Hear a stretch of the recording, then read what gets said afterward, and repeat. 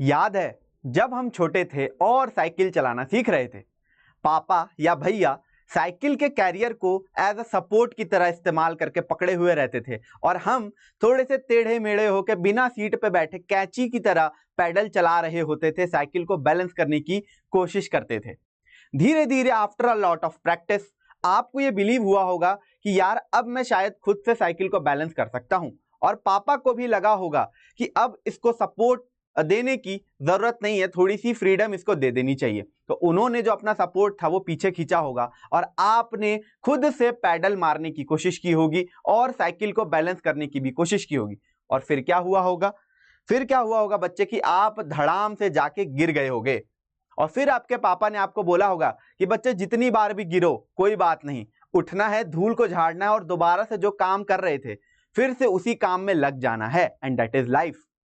फिर क्या हुआ? फिर आपने ये बात को बहुत अच्छे से सोचा समझा और उसके बाद आप निकले अकेले सफर पे कि अब तो मैं साइकिल चलाना सीख के रहूंगा। और फिर एक दिन क्या हुआ कि आपने खुद से पूरा पैडल मारा होगा और साइकिल खुद ब खुद चलाई होगी और उस दिन आपको लगा होगा कि संसार का कोई भी पॉइंट है, it is just a pedal away from you. तो बच्चों ये जो क्लास 10th से 11th का ट्रांजिशन है ना, ये भी कुछ ऐसा ही रहता है, क्योंकि आपको पता है 10th तक का जो सिलेबस है वो बहुत ही मैनेजेबल होता है, छोटा होता है और साथ ही साथ टीचर्स पेरेंट्स का फुल सपोर्ट होता है।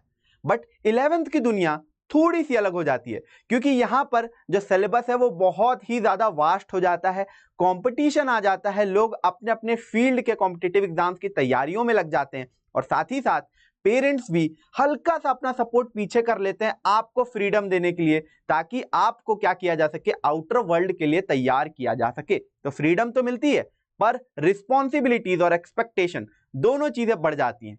तो इस वीडियो में, इस चीज में, इस सफर में मैं होने वाला हूं आपका साथी। मैं हूं अंकित, मैथमेटिक्स का एजुकेटर, और आज हम यहां पर यही बात करने वाले हैं कि किस तरीके से इस ट्रांजिशन को मैनेज किया जाए और किस तरीके से इसमें अडेप्ट करके इसको ओवरकम किया जाए। तो चलो शुरू करते हैं।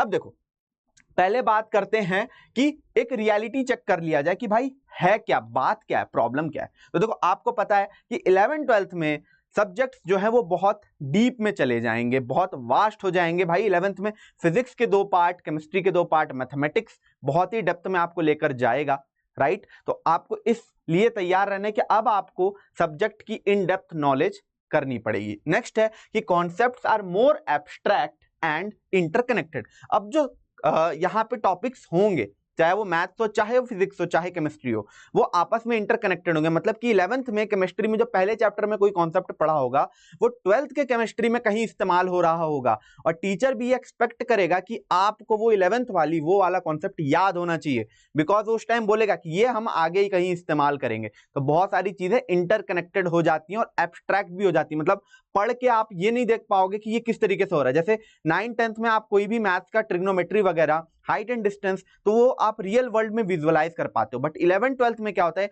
कि बहुत सारी चीजें ऐसी आ जाती हैं जो कि एब्स्ट्रैक्ट होती हैं, आप अपनी आंखों से नहीं देख पाते हो, तो आपको थोड़ा सा यहाँ पे इमेजिनेटिव पावर डेवलप करनी पड़ेगी। नेक्स्ट है कि जो आईएससी का एग्जाम है आपका, जिस बोर्ड से आप पढ़ाई कर रहे हो, यहां पर सिर्फ रट्टाफिकेशन से काम नहीं चलने वाला है। अब 11th-12th में, अगर 10th तक चल गया था, 11th-12th में नहीं चलेगा। अब आपको कॉन्सेप्ट्स को समझना पड़ेगा कि हो क्या रहा है, and that is called true learning. ठीक है, तो अब देखते हैं कि इस आईएससी मॉन्स्टर को किस तरीके से हमें डील करना है। तो एक एक से पहले जो आईएससी मॉन्स्टर्स की पावर्स है, ठीक है, पहले पावर को समझेंगे तभी तो डिफीट करेंगे ना, तो पावर को समझते हैं। तो देखो, द शिफ्ट इन एक्सपेक्टेशन। अब जैसे देखो, क्लास 10 में क्या था कि क्लास 10 वाज अबाउट व्हाट, ठीक है, class 10 was completely about what, मतलब फैक्ट्स आपको दिए थे कि ये बॉइलिंग पॉइंट होता है, ये इंक्रीज करता है, ये डिक्रीज करता है, ऐसी सारी चीजें थी, फैक्ट्स थे आपके पास। अब है आपके पास व्हाई एंड हाउ, ये कैसे हो रहा है। आपको प्रूफ में जाना पड़ेगा कि अगर आपने कोई बात बोली तो ये कैसे हो रही है और क्यों हो रही है, राइट। तो अब आपको एक in depth thinking knowledge develop करनी पड़ेगी। नेक्स्ट है सिलेबस इंक्रीज हो जाएगा, ये तो हमने बात कर ली, सिलेबस इंक्रीज होने वाला है, राइट। नेक्स्ट है फ्रीडम विदाउट गाइडेंस। ओके, अब आपके पास एक साइकिल तो दे दी गई है दोस्तों, बट आपको पता नहीं है कि आपको जाना कहां है, राइट। आपके पास कोई डेस्टिनेशन नहीं है, कोई आपको रास्ता दिखाने वाला नहीं है कि इस रास्ते चलो। पेरेंट्स भी अपना हाथ जो है सपोर्ट जो उस पीछे उन्होंने दिया था साइकिल के उसको थोड़ा सा पीछे कर चुके हैं, राइट। तो आपको क्या होगा, ज्यादा से ज्यादा खुद सेल्फ स्टडी करनी पड़ेगी, स्पून फीडिंग कम हो जाएगी 11th-12th में, ठीक है। अभी तक जो चमचे से टीचर खिला देते थे कि बच्चे ये पढ़ लो, ये 50 क्वेश्चन में से 40 आ जाएंगे या 10 आ जाएंगे, इतने कर लो, उतने ही करते थे। अब ये वाली चीज बिल्कुल भी नहीं होने वाली है। नेक्स्ट हम बात करते हैं कि अब इस मॉन्स्टर को डिफीट किस तरीके से किया जाए, किस तरीके से इसको डिफीट किया जाए। तो चलो बात करते हैं। तो पहले क्या करना पड़ेगा, आपको अपना माइंडसेट चेंज करना पड़ेगा, क्योंकि अभी तक मेरी बातें सुन के आपको यह लग रहा होगा कि सर इस सफर में तो मेरा गिरना पक्का है साइकिल से, ये तो बड़ा डिफिकल्ट सफर है, बहुत खतरनाक रास्ते आपने दे दिए, इसमें मैं चला नहीं पाऊंगा।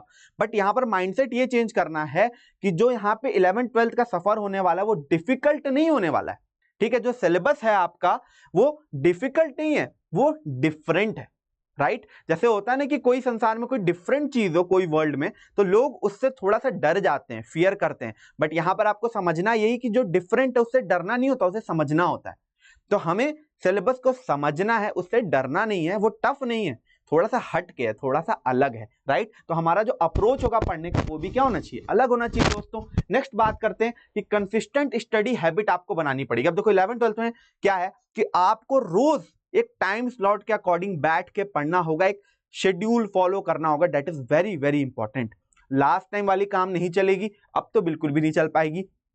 10th तक क्या था, जब मन पढ़ लेते थे, जब मन मूवी देखते थे, ओटीटी पे शोज देखते थे, खेलने चले जाते थे, ईटीसी। अभी भी खेलने जाओ, इट्स वेरी गुड, दौड़ने जाओ, वेरी गुड। बट आपको पढ़ाई के लिए एक डेडिकेटेड टाइम स्लॉट बनाना ही बनाना पड़ेगा। और पहले तो आपको अपनी सिटिंग बनानी पड़ेगी, क्योंकि अभी आपको 4-5 घंटे 2 घंटे पढ़ने की आदत थी, अब आपको इसको एक्सटेंड करके 6-7-8 घंटे भी करनी पड़ेगी। तो जो 11th-12th का आपका टाइम इंटरवल होने वाला है, मेजर टाइम आपका जाएगा पढ़ाई करने में, और आपको देना भी चाहिए, क्योंकि इससे कोप अप करना और इस पे जीतना है हमें।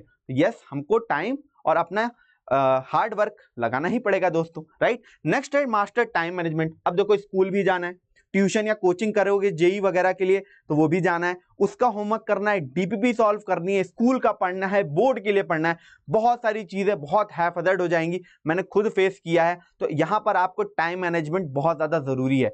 आपको एक एक सेकंड अब काउंट करना पड़ेगा, लिटरल, मैं मजाक नहीं कर रहा हूं, एक एक सेकंड काउंट करना पड़ेगा कि आप कहां पे किसके साथ बिता रहे हो।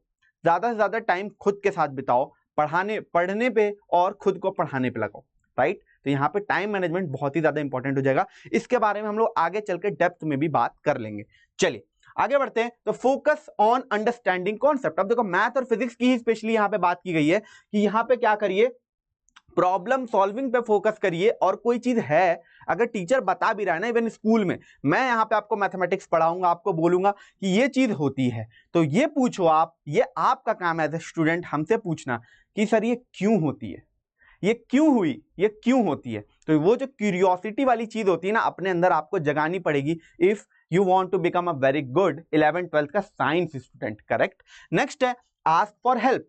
अब भैया हेल्प मांगने से कतराना नहीं है, क्योंकि जो डिफिकल्ट रास्ते हैं आपको आजादी दे दी गई है फॉर श्योर, ठीक है। लोगों ने बोल दिया कि अब तो तुम्हें खुद का ही सहारा है, खुद से यहाँ पे लड़ना सीखो, पढ़ना सीखो, but still you can ask for help, और कोई भी फिर पीछे नहीं हटेगा। You can come to me and our team for help. तो हम हमेशा आपके साथ यहाँ पर खड़े रहने वाले हैं। तो देखो अब गेम प्लान क्या होने वाला है कि आपको ज्यादा टाइम सेल्फ स्टडी में डिवोट करना है 11th-12th में। माइंड अभी से मेकअप कर लो कि जो चीजें होने वाली, जो सफर होने वाला है वो आसान नहीं होने वाला है। बट यार अगर जर्नी आसान हो गई तो खुद भी तो सोचो, कोई मजा है, कोई मजा ही नहीं है, राइट। तो अब देखो हम क्या करेंगे कि आपको क्या करना है, ISC class 11 and 12 bye Unacademy, जहां पर और भी बहुत शानदार शानदार एजुकेटर हैं हमारे पास, वो आपको डिफरेंट डिफरेंट सब्जेक्ट पढ़ाएंगे। तो जो आपकी ISC की 11th-12th वाली टेंशन है वो तो आप हमें पकड़ा दो बिल्कुल बिना किसी दिक्कत के, वो हम संभाल लेंगे।